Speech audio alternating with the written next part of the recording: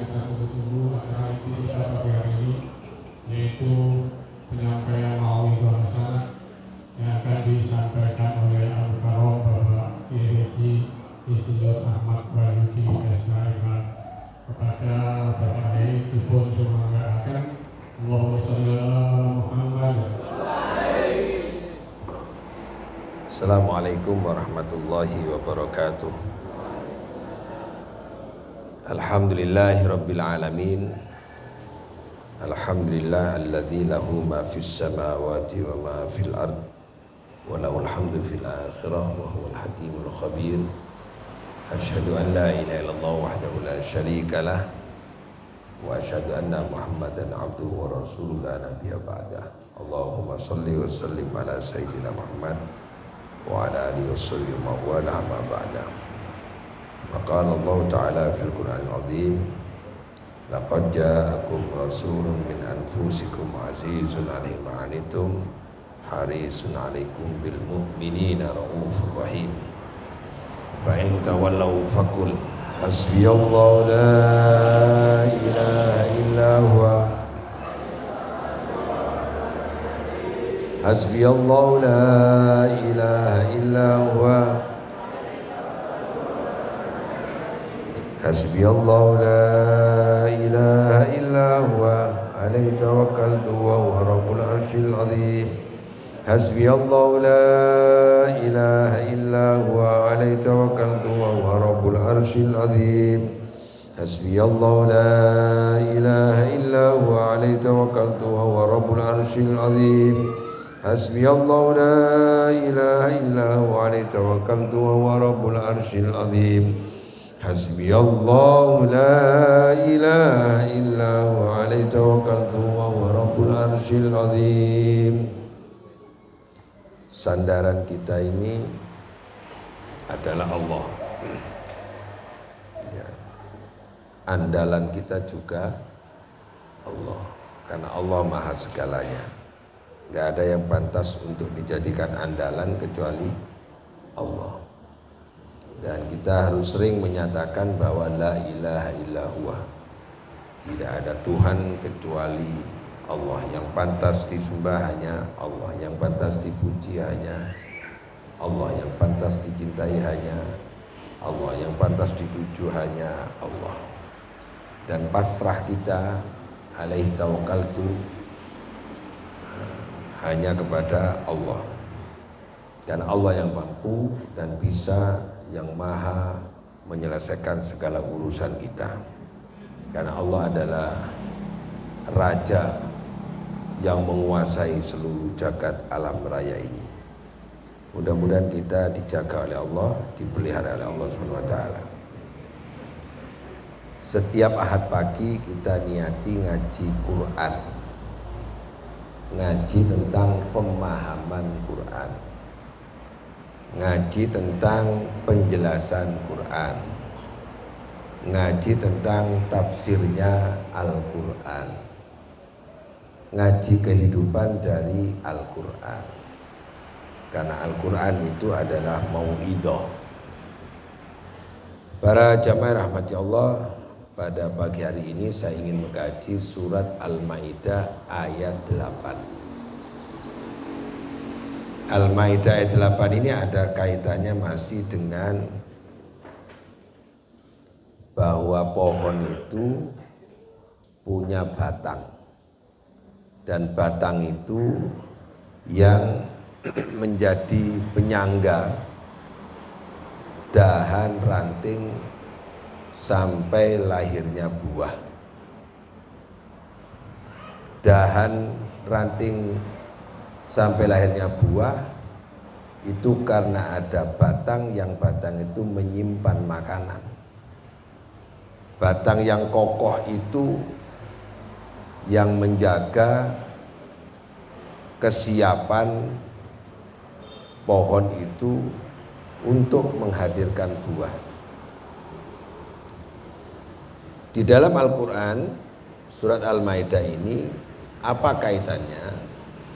Kalau kemarin itu at-thayyib adalah kasajaratin thayyibatin asluha tabitun wa far'uha fis sama, akarnya menggunjang, cabangnya meraih langit, dan thayyib adalah kebaikan, kekuatan, fastaghladha fastawa, batang yang kokoh, batang yang besar, batang yang kuat. Ini sangat dibutuhkan. Kalau batangnya itu lemah, rapuh, pohon itu akan roboh. Maka menjaga batang itu sangat penting. Tentu dari menjaga akarnya. Tentu merawat. Nah, nanti kita akan membahas tentang sistem perawatannya dan bagaimana kemudian akar ini bisa subur, bisa mencari makanan, kemudian disimpan di batang itu. A'udzubillahi minasyaitonirrajim. Ya ayyuhalladzina amanu, hai orang-orang yang beriman, yang sudah berkomitmen, yang sudah yakin, yang sudah punya akar iman, la ilaha illallah, yang bibitnya adalah al-birra, yang akarnya adalah khair, al-khair. Nah, sekarang kita membahas tentang batang. Pohon yang kuat, yang kokoh seperti apa? Ya ayyuhalladzina amanu, hai orang-orang yang beriman. Kunu, jadilah engkau semua qawwamina, jadilah engkau semua penegak, pengokoh, penjaga lillahi, karena Allah.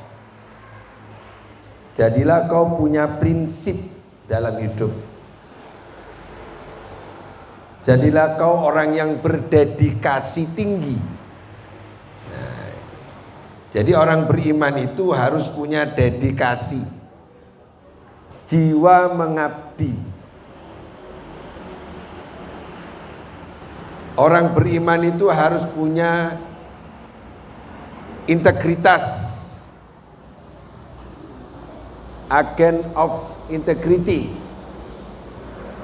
menjadi agen penyebar sikap-sikap yang integrated,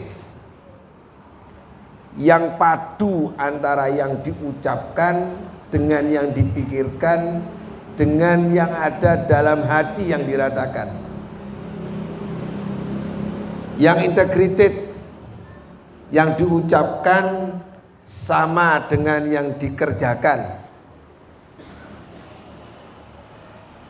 Ada kesamaan, ada kerjasama, ada keterpaduan sikap, perilaku, lahir dan batin. Tapi semua karena Allah. Kalau dimaknai khusus, dimaknai khusus nih, harus jadi penegak. Kalau jadi aparat, harus jadi penegak hukum, harus jadi penegak keadilan. Maka setiap kita kalau ngaku beriman itu harus berdedikasi. Apa dedikasi dalam bahasa Quran? Harus jadi abdun. Apa perintahnya? Wa ma khalaqul jinna wal insa illa liya'budun. Liya'budun itu jadi orang yang mengabdi. Bukan menyembah, mengabdi. Mengabdi itu namanya abdun. Makanya nama yang paling disenangi oleh Allah adalah Abdullah, hambanya Allah. menghamba. Jadi dedikasi itu adalah orang yang menghamba, yang punya jiwa menghamba kepada Allah Subhanahu lillahi. Perhatikan baik-baik bahwa orang beriman itu akhlaknya menurut Quran itu harus berdedikasi. Enggak boleh punya kepentingan lain kecuali lillah. Karena yang mengganggu kita itu adalah kepentingan-kepentingan individu, bukan karena Allah. Ngaji kita pagi hari ini harus diniati lillah. Akan berat kalau nggak diniati lillah. Syuhada'a bil qist. Yang kedua, orang yang beriman itu harus menjadi syuhada, saksi. Saksi itu melihat, saksi itu mendengar, saksi itu merasakan, saksi itu menemukan, saksi itu mengalami. Sampaikan apa yang Anda alami, apa yang kita alami, yang kita saksikan, yang kita dengar, yang kita temukan dalam kehidupan ini. Dalam makna umum, saksikan bil qist, dengan adil, dengan fakta, apa adanya. Jangan dibuat-buat. Bahwa contoh fakta, kita ini setiap hari menghirup oksigen tidak bayar. Fakta enggak? Seandainya sakit dibawa ke rumah sakit, berapa itu yang harus dibayar untuk satu tabung oksigen? Seandainya tiap hari harus bayar. Mari bersama-sama ikuti saya. Ya, ayo nafas bareng-bareng. Lepas, nafas lagi. Habis enggak oksigen itu? Bayar enggak kita? Fakta enggak ini? Rezeki Allah itu disajikan enggak ada habisnya. Ya seperti oksigen ini. Kok ada orang enggak dapat rezeki? Ya karena dia enggak bisa bernafas. Ya karena dia flu. Karena dia sesak. Hanya butuh oksigen. Berarti kalau ada orang sulit rezeki karena sakit. Bisa sakit pikirannya, bisa sakit kejiwaannya, bisa sakit fisiknya. Dan Allah menyiapkan rezeki itu sebenarnya menyiapkan oksigen ini. Langsung dapat.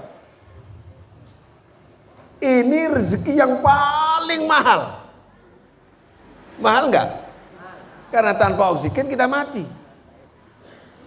Kalau kita enggak punya rumah, enggak akan mati. Tapi rumah yang mewah, yang megah dikejar-kejar. Kita sedih enggak punya mobil yang mahal, enggak punya Alphard, enggak punya Velfire. Kita sedih enggak punya sepeda yang cc-nya sampai 500 cc. Tapi kita lupa bahwa ada rezeki yang kita nggak beli tiap hari, itu kalau sampai berhenti itu mengakibatkan kematian, yaitu oksigen. Itu rezeki, fakta nggak? Syuhada'a bil qist, sampaikan ini fakta. Aku susah hari ini. Ya apa ya aku sholat tiap hari tapi gak punya ini, gak punya itu. Loh, kamu ngomong gini dari mana? Kamu bisa bernafas. Coba gak bisa bernafas, kamu gak bisa ngomong. Betul gak Bu? Lupa bahwa kita ini bisa ngomong, bisa duduk karena bisa Nah, rezeki enggak itu? Sampaikan fakta itu. Saya ini dari dulu gini-gini hidup ini. Loh, dari dulu gini-gini hidup. Coba faktanya dilihat. Lahir, diasuh, nggak bisa apa-apa, besar di sekolah TK, SD. Sekarang usia berapa? 50. Lo selamat sampai 50 masih utuh gini. Lo lupa. Kok lupa, kok gini-gini dulu, kok mengeluh ini gimana? Oh, sudah selamat kok ngeluh itu gimana? Ayo sampaikan fakta kehidupan ini. Ya tapi saya nggak kaya-kaya. Lo anak sampean di mana? Anak saya sarjana. Lo luar biasa itu lo. Fakta ini.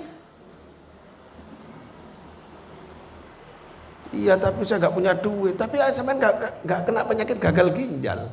Nah umiknya penyakit kena gagal ginjal ini malah. Iya kan? Tuh. Ayo fakta ini. Kenikmatan dari Allah Subhanahu wa ta'ala. Maka setiap orang beriman itu harus mampu menyajikan fakta bahwa kita dapat rezeki dari Allah.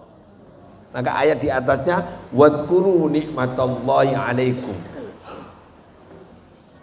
Sebutan nikmat dari Allah itu sebutan. Ya kayak tadi kita sebut ini ya. Kita sebut ini.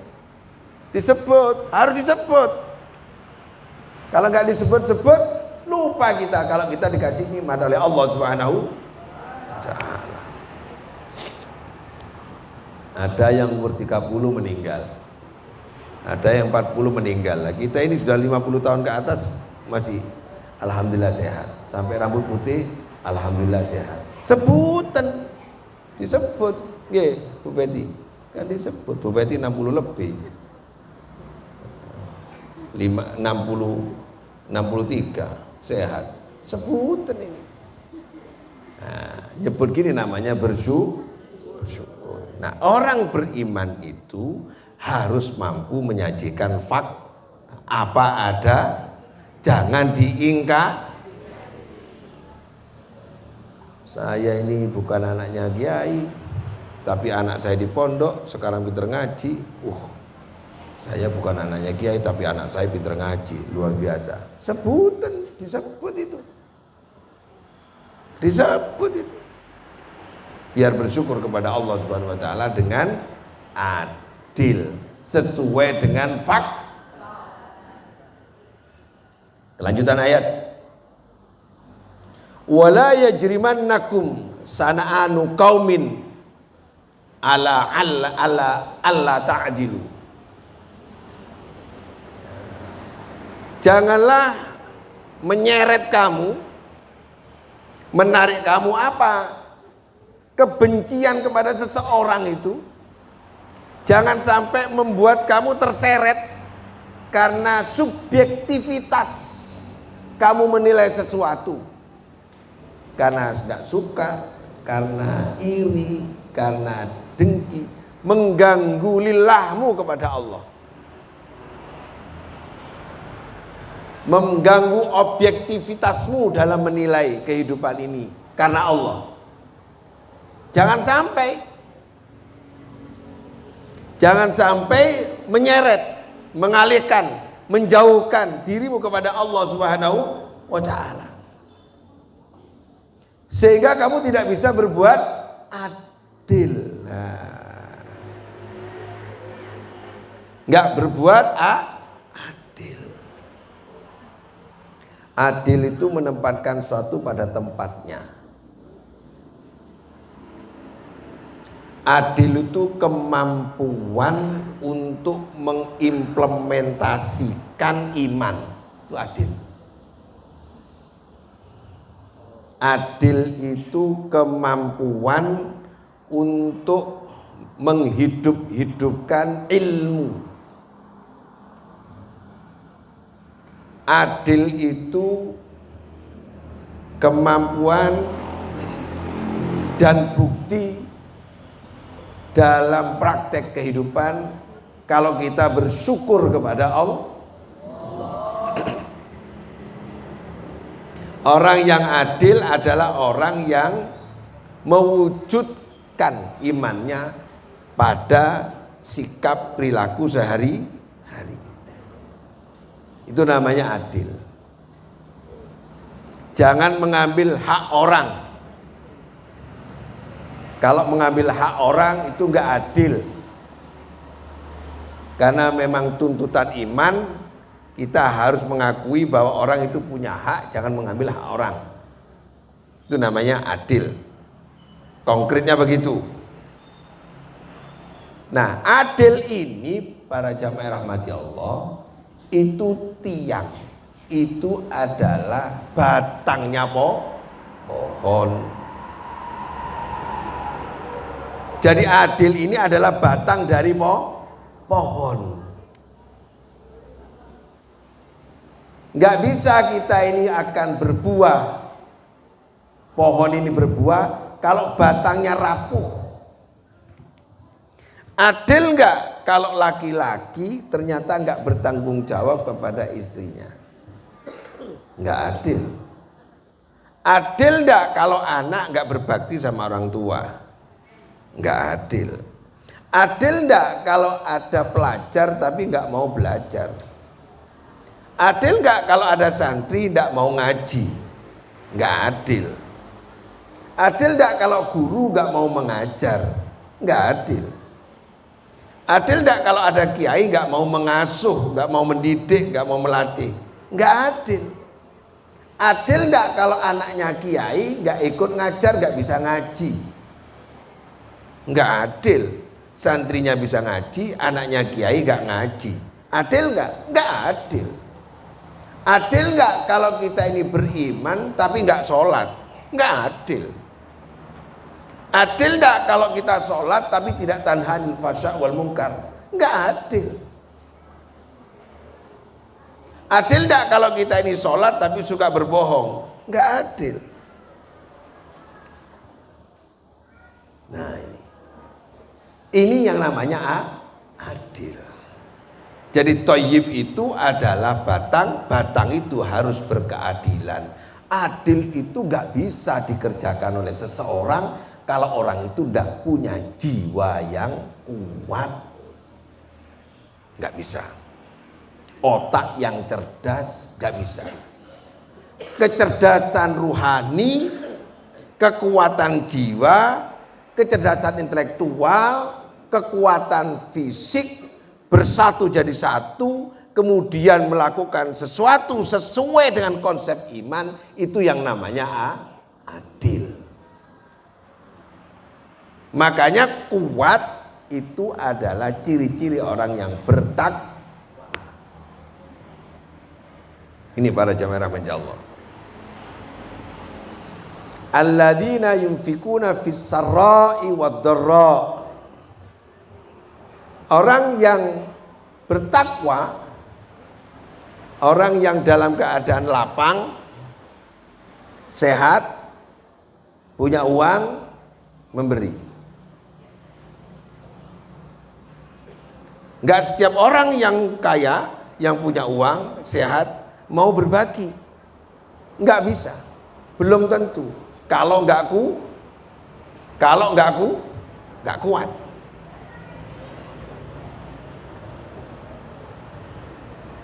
Apalagi orang yang dalam keadaan susah, sakit, masih kesulitan dirinya, tapi dia mau berbagi dengan orang lain. Bisa nggak kalau orang nggak kuat? Nggak bisa.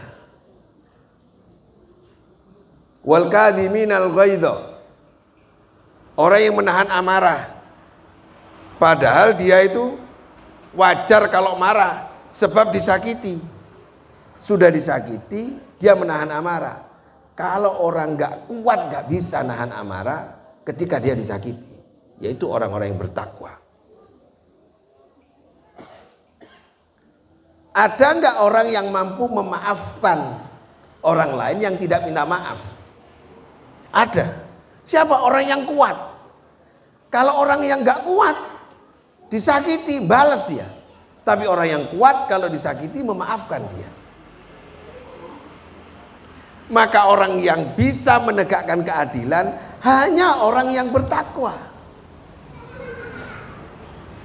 Sampai sini bisa dipahami? Berhenti dulu ya. Berdiri dulu. Subhanallah walhamdulillah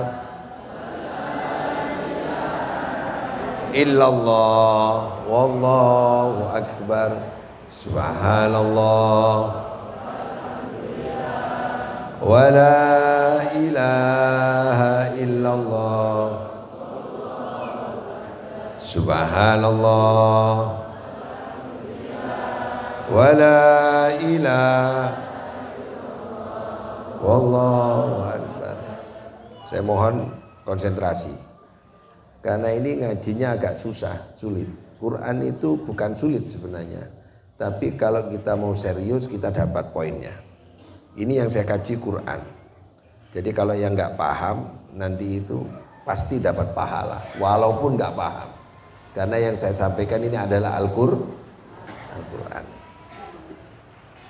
Jadi adil itu adalah implementasi dari dedikasi, implementasi dari mengabdi, implementasi dari orang yang punya integritas,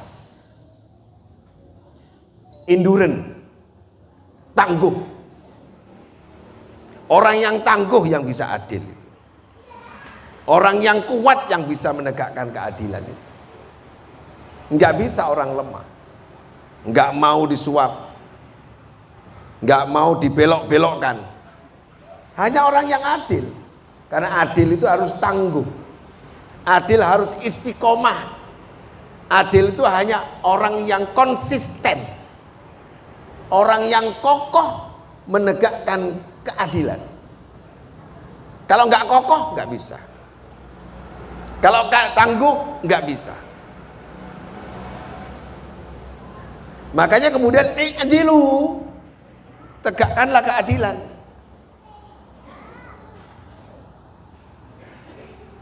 Dirikanlah keadilan itu, temukanlah keadilan itu, hadirkanlah keadilan itu. Nah ini yang agak sulit. Kenapa saya suruh konsentrasi? Ini agak susah ini. Huwa aqrabu littaqwa. Karena adil itu lebih dekat kepada ketakwaan. Loh, ya, ini harus konsentrasi, santri-santri harus konsentrasi itu. Karena adil lebih dekat dari ketakwaan. Kenapa kok dikatakan lebih dekat? Yuk kita lihat ya. Ada ayat begini. Walaqad ataina Luqmanal hikmata anishkur lillah. Hikmah, syukur. Setelah hikmah, baru syukur. Ada lagi ayat begini. Ya ayyuhalladzina amanu ittaqullah. Ya ayyuhalladzina amanu ittaqullah.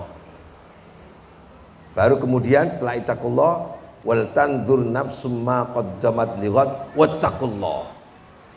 Jadi wattaqullahnya diperintah bertakwa setelah dia muhasabah.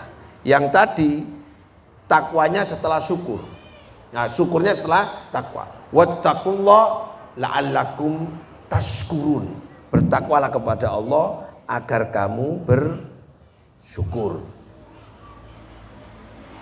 Agar kamu ini gini, kalau ini huwa aqrabu littaqwa wattaqullah.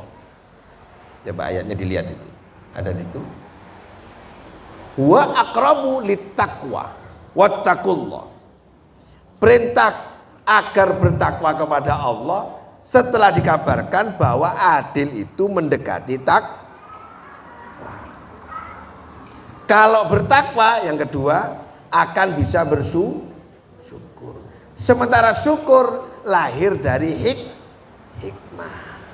Sementara ada lagi, bertakwalah kamu kepada Allah dan lihatlah kamu itu siapa dan apa yang kamu kerjakan dan bertakwalah kepada Allah. Loh, angel ini, angel enggak ini? Mumet enggak ini? Pusing sudah ya? Ibu?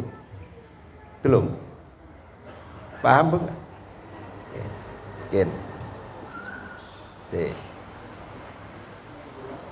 Apa kaitannya dengan inna akramakum indallahi atqakum? Sesungguhnya yang paling mulia di sisi Allah adalah yang paling bertakwa, yang paling bertakwa. Atqakum. yang lebih bertakwa. Apa kaitannya ini? Adil itu disebut huwa aqrabu littaqwa, lebih dekat kepada Maksudnya kalau kita mengerjakan keadilan itu lebih cepat kita menuju takwa. Misalnya gini, saya mau ke Blambangan. Ya Bu, saya mau ke Blambangan. Kalau saya melewat jalan lingkar sana, patung kuda ke sana terus muter sampai ke sana, tapi lama. Kalau ingin dekat sini, nah, dari sini langsung tembus sana, lebih dekat. Jadi kalau ingin cepat kita bisa berbuat dan bersikap atau imannya meningkat jadi takwa, tegakkanlah keadilan.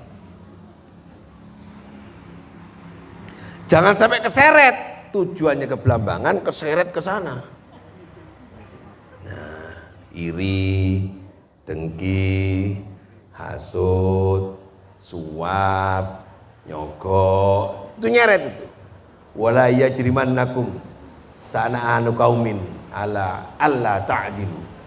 Keseret, nggak jadi ke Blambangan. Bisa diterima?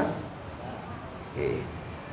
Jadi aqrabu littaqwa, adil itu cepat mempermudah kita mencapai tujuan. Batang yang kokoh, batang yang kuat, batang yang subur, yang menyimpan makanan di dalamnya lebih cepat berbuah. Bisa logikanya? Oke. Harus adil, karena adil itu lebih cepat menuju takwa. Loh, kalau hikmah bersyukur, tapi syukur lahir dari takwa. Gimana ini? Di sini disebutkan wadhkuru ni'matallahi 'alaikum wa mitsaqahu alladzi wathaqakum bihi. Ini bersyukur dulu. Idz qultum sami'na wa ata'na wattaqullah. Setelah bersyukur baru bertakwa. Padahal di ayat lain disebutkan kalau kamu bertakwa akan bisa bersyukur. Di sini bersyukur dulu baru bertakwa. Ini apa maksudnya? Di tempat ayat yang lain hikmah dulu baru bersyukur. Ini dulu mana ini? Walaqad luqmanal hikmata anishkur lillah. Hikmah dulu baru. Nah, biar mudah dicerna. Kalau batangnya kuat, dahannya bagus, rantingnya bagus, lalu berbuah. Buahnya itu hikmah, bunganya itu syukur. Dulu mana? Bunga dengan buah. Bunga. Tapi Quran mengatakan buah dulu baru bunga. Maksudnya gimana? Kalau pohon ini subur, batang sudah berbuah, masih berbunga lagi, nggak ada habisnya, berkelanjutan. Orang yang adil itu akan membuahkan ilmu hikmah dan berbuah syukur, berbunga syukur, bunganya syukur, lahirlah hikmah. Hikmah itu apa? Hikmah itu adalah kecerdasan jiwa, ma'rifatullah. Bunga itu apa? Bunga itu sikapnya jiwa. Berarti kalau gitu syukur itu sikapnya jiwa. Hikmah itu adalah kecerdasan jiwa. Orang yang adil akan melahirkan kecerdasan jiwa dan kekuatan jiwa. Sikap jiwa dan kecerdasan jiwa.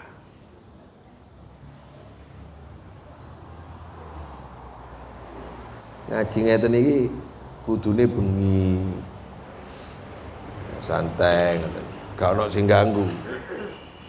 Karena perlu merenung betul.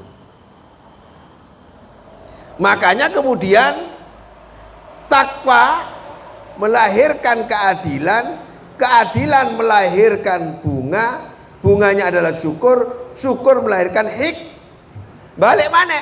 Hikmah, buah itu akan melahirkan benih, benih yang bagus melahirkan bibit yang bibit, terus muter.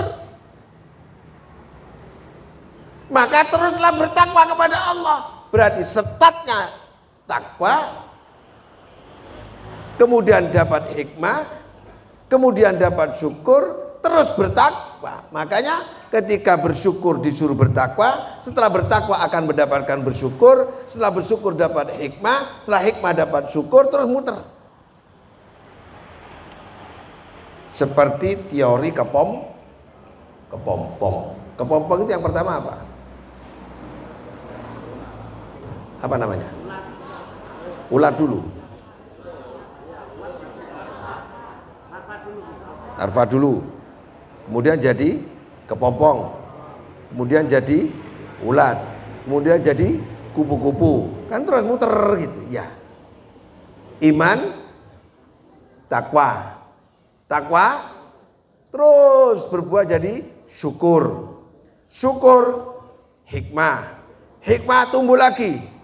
Jadi benih. Benih jadi takwa, muter lagi. Seperti itu Bapak Ibu yang saya hormati. Jadi orang beriman itu harus adil. Adil ini penyangganya. Di Al-Quran disebutkan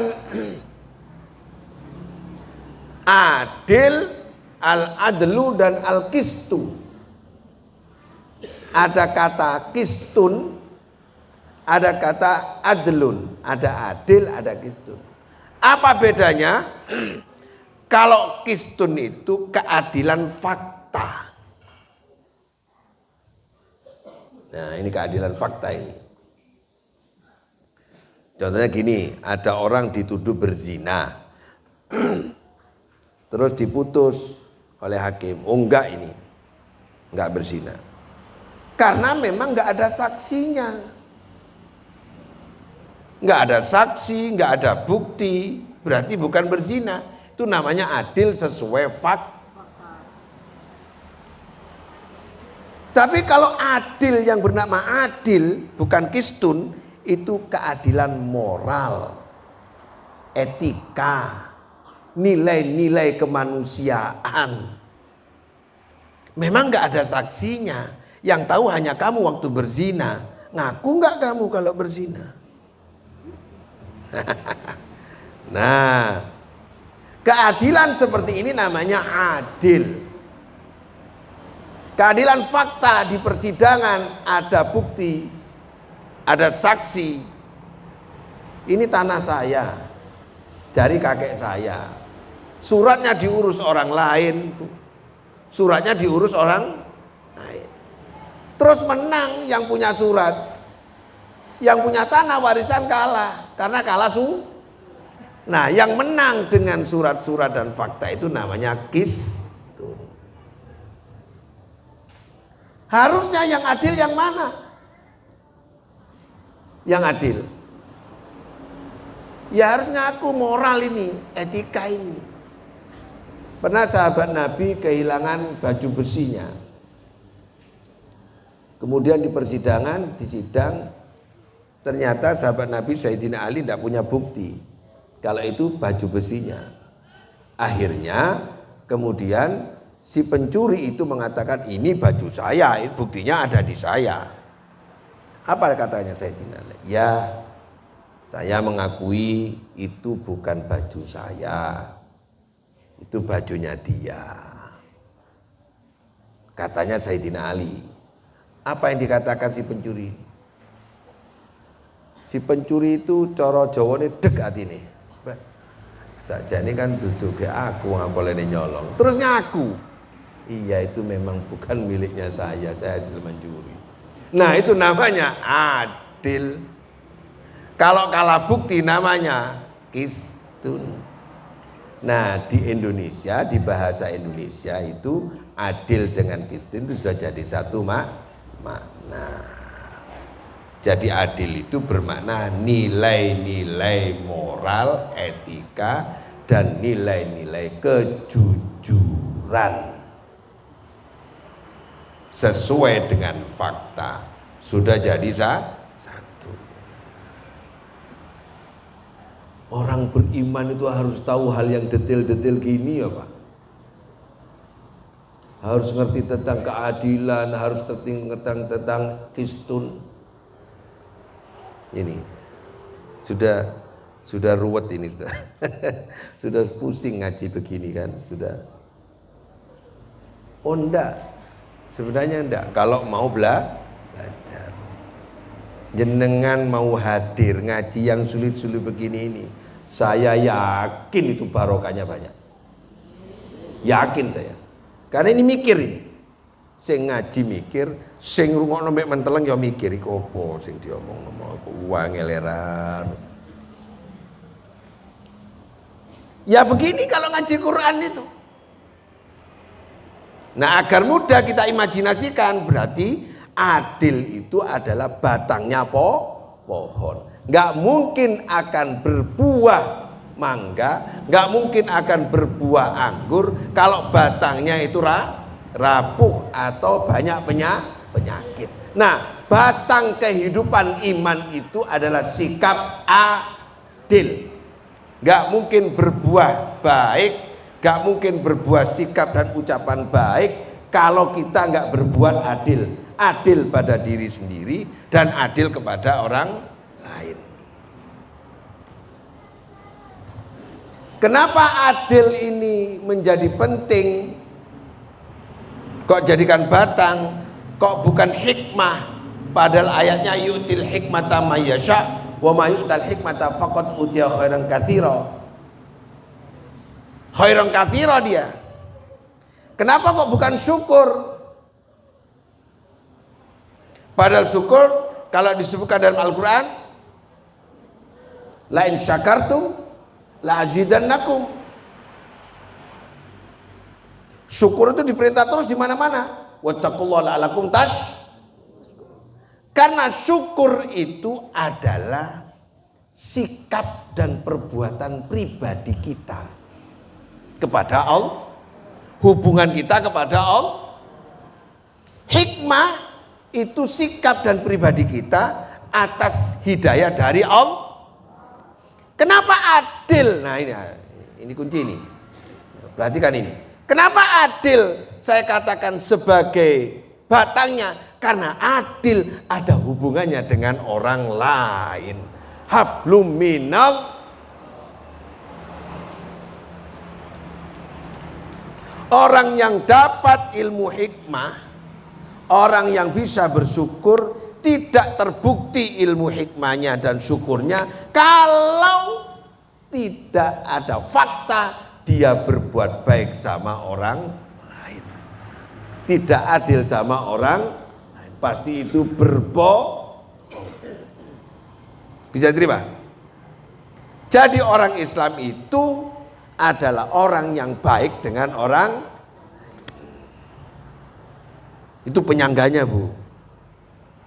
Ya api mbek bojo. Jangan bertengkar. Saya mohon maaf ya, saya 32 tahun tidak pernah tengkar sama istri. Tanya sama anak istri saya, tanya sama santri-santri. Saya tidak pernah bertengkar. Saya hindari pertengkaran itu sama istri. Nggak mau saya. Wong dia ibunya anak saya kok saya tengkari. Wong dia tidur sama saya kok saya tengkari. Wong dia yang layani saya kok saya tengkar. Adil itu. Maka saya minta Bapak Ibu jangan suka bertengkar sama istrinya, itu nggak adil namanya. Dituroni kok ditukari. Ditukoni kok dituroni lah kasar nih. Dituroni kok diilokno. Dituroni kok dicilatu. Diombe kok diidoni. Lho ya apa wong tak ombe sik diidoni. Misalnya saya minum. Terus tak idoni. Kan nggak adil.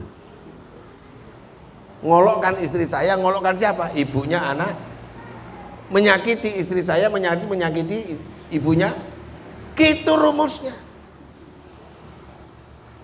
Hidup ini tidak bisa kalau dekat dengan tetangga.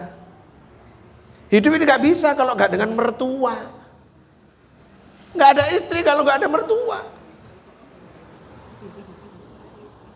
Maka hidup pun harus baik sama ipar. Karena ipar itu teman kecilnya istri kita, suami kita. Terus, nah itu keadilan sosial bagi seluruh rakyat Indonesia. Nggak ada kita ini hidup seperti ini kalau nggak ada pemimpin-pemimpin kita dulu yang memerdekakan bangsa ini. Maka kita harus punya jiwa patriotik, membela negara. Karena kita bisa menikmati negara ini karena pejuang-pejuang yang dulu. Terus begitu. Kecerdasan sosial ini adalah keadilan. Makanya keadilannya keadilan sosial. Pancasila itu bukan keadilan hukum, tapi keadilan sosial, lebih kepada moral, etika, kejujuran.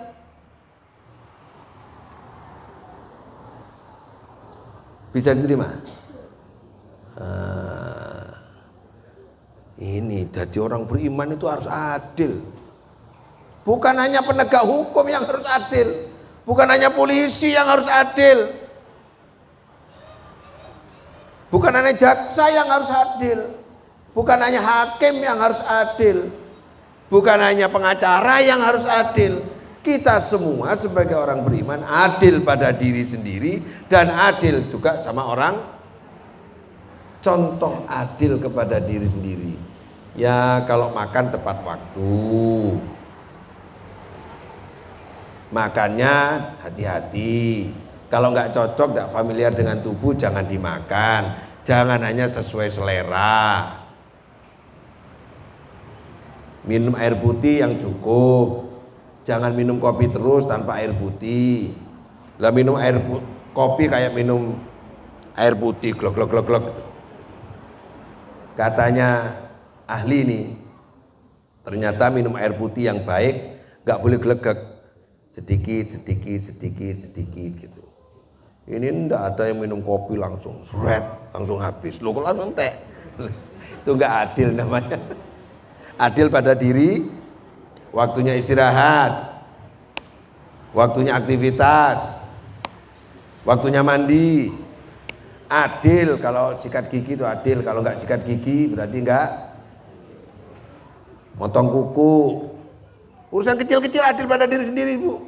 Bersih-bersih, badan biar nggak bau, temannya biar nggak kena ion negatif. Itu namanya adil pada diri sendiri. Hal kecil-kecil. Kamar mandinya harus dibersihkan, santri. Tempat ngaji harus bersih. Ini barusan saya masih bersih-bersih di situ karena banyak kotorannya itu sambil ngajari anak-anak. Nah itu adil. Jadi adil itu adalah hubungan diri kita dengan kita sendiri dan hubungan kita dengan orang lain. Kalau kita bisa menempatkan diri, itu namanya adil. Pun bisa diterima? Nah, maka kelanjutan ayat ini adalah wattaqullah. Kalau gitu kamu dekat dengan tak. Nah, ini yang terakhir, yang paling penting. Kalau sudah adil itu lebih dekat, aqrabul taqwa, maka ihdinas siratal mustaqim. Perhatikan baik-baik Bapak Ibu. Kata ihdinas siratal mustaqim itu enggak ada ilahnya. Tunjukilah kami kepada jalan yang lurus, enggak ada kepadanya, tapi tunjukilah kami jalan yang lurus. Loh, apakah kita ini enggak ada di jalan yang lurus? Sudah, ini buktinya. Ya. Wattaqullah, sudah suruh bertakwa, kemudian suruh bertakwa lagi. Coba. Wattaqullah wal tandur nafsum ma qaddamat lighad wattaqullah wa aqrabul taqwa wattaqullah. Masih suruh bertakwa lagi. Artinya kita harus tetap walaupun sudah kita berbuah batang itu kuat, harus dirawat kembali lagi. Ujungnya itu takwa, awalnya takwa, startnya takwa, finishnya juga takwa. Jangan sampai startnya takwa, ujungnya tidak bertakwa. Itu maksudnya. Artinya ihdinas siratal mustaqim itu maknanya adalah, ya Allah, tetapkanlah aku berada di jalan yang lurus. Ya Allah, kuatkanlah aku berada di jalan ketakwaan. Ya Allah, tetapkan aku berada di jalan keimanan. Tetap berada di situ. Bukan berarti belum, tapi sudah berada di.